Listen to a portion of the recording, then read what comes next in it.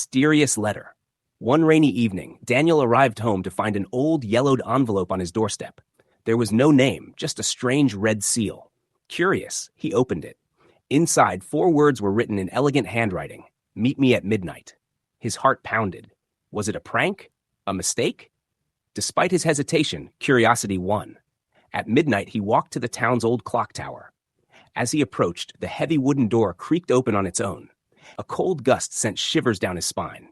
Inside, a dim candle flickered on a table, beside another letter. He picked it up and read aloud.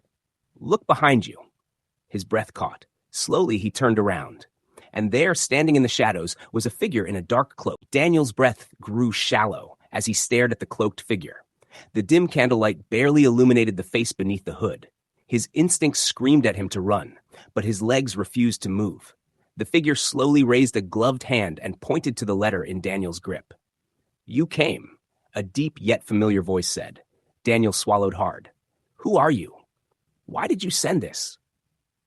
Instead of answering, the figure stepped closer and held out an identical envelope. Daniel hesitated before taking it. With trembling fingers, he broke the red seal and unfolded the note inside.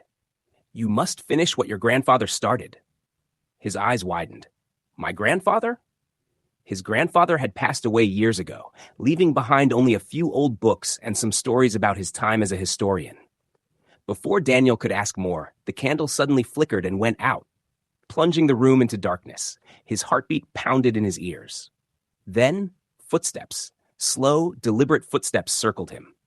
You have little time, the voice whispered. The truth is hidden beneath the tower. Find it before they do. Before Daniel could react, a loud creak echoed through the room, and a hidden door in the floor began to open. A stone staircase led downward into complete darkness. He hesitated. Every instinct told him this was insane. But something deep inside urged him forward. If this was about his grandfather, he needed to know the truth.